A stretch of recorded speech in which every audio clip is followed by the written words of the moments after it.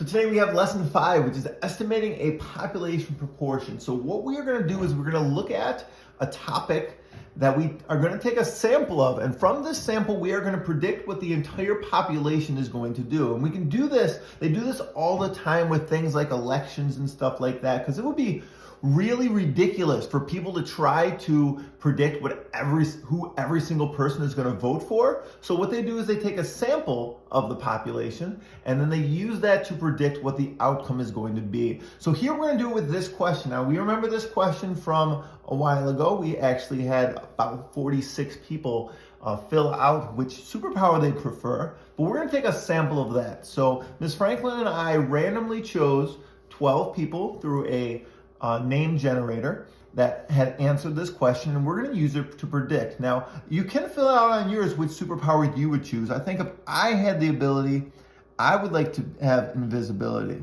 And we're going to see how that is actually going to compare with what our 12 people we randomly chose. So congrats if you were the 12 people, one of the 12 people we chose. I can't really tell you who they were, but I do know the results. And from this, we had 4 people that chose invisibility. We had 1 that chose super strength, 2 that chose telepathy, 1 that chose flying, and 4 that decided they would love to freeze time as their superpower. So what we're going to do is we're going to use this data to predict basically what the entire population would do, because we don't have the entire population. We only had 46 people fill out the survey, so we don't know what everyone, the entire class, is going to choose. So from this, we're going to create a proportion. Now, as you remember from before, a proportion is set up as something over something equals something over something else, with a numerator and a denominator.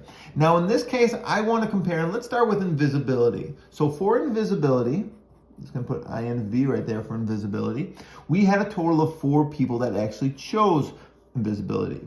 Now to get what number goes in the denominator, we should add all these up. Now I kind of gave you it already. The answer was 12. There's a total of 12 people that we're using in our sample or our survey here. So 4 out of 12 people chose invisibility. But I want to compare this to the entire 7th grade. Now in 7th grade right now, there's a total of 66 people. So I'm going to use that as my population, and that's going to go in the denominator. Since this was the total number of people, this is going to be the total number in all of 7th grade. Now, because of this, I don't know this, how many out of that 66 would choose it, so I'm going to use a proportion right here. Set this up, be able to solve this. Now, what we can do is we can simplify this if we want. We could get 1/3, which would make this very easy, but I'm just going to solve it like a proportion because it will not always work out as easy. Now, if you remember this from class, we take those opposites, we multiply them.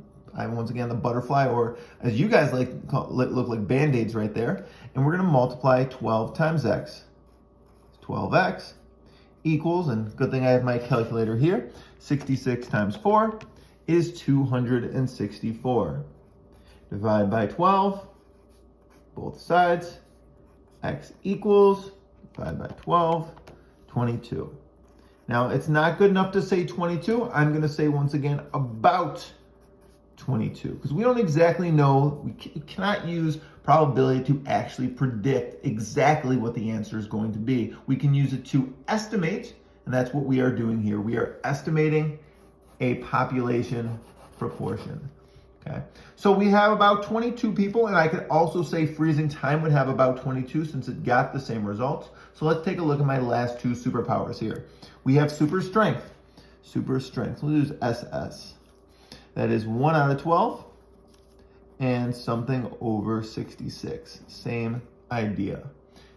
Cross multiply, should be very simple here. 12x again equals 66. Take my calculator and we're going to divide this.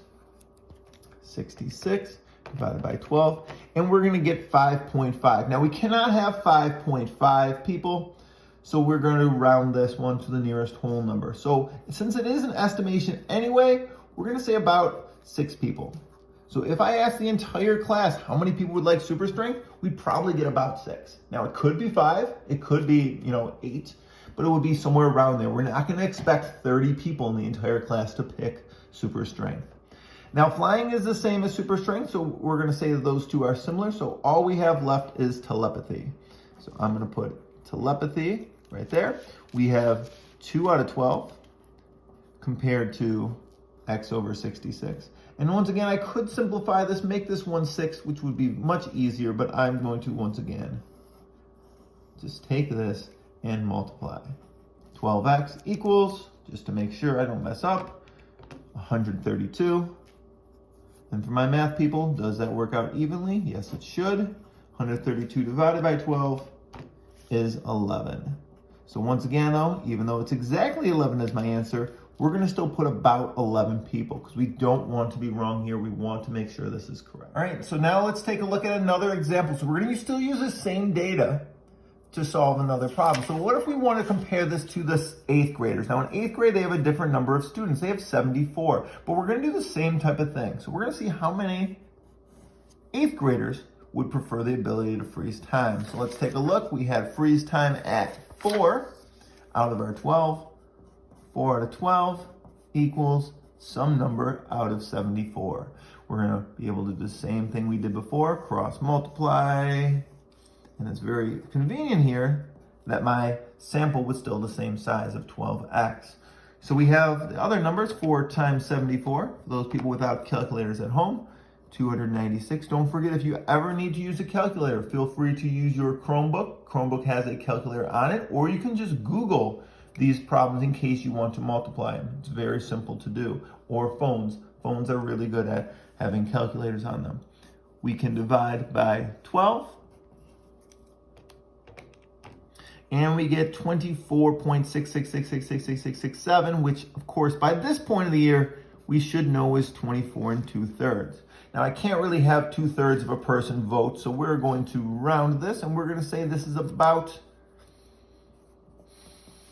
25 people, okay? So it's about 25 people right there. And we're going to also use our second one right here, now comparing the 6th graders. Now there is 72 students, and I did not mean for it to work out like this, but invisibility actually had the same number as freezing time. So it's actually going to look almost identical to what we had there.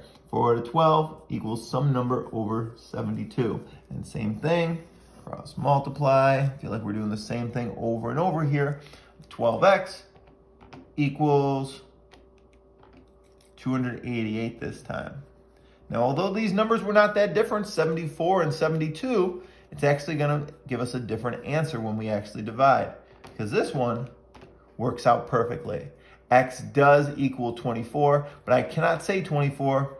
I need to say about 24. And trust me, we will definitely see something like that where we'll say exactly or about. So we need to make sure we remember this is just estimating. We don't know for certain.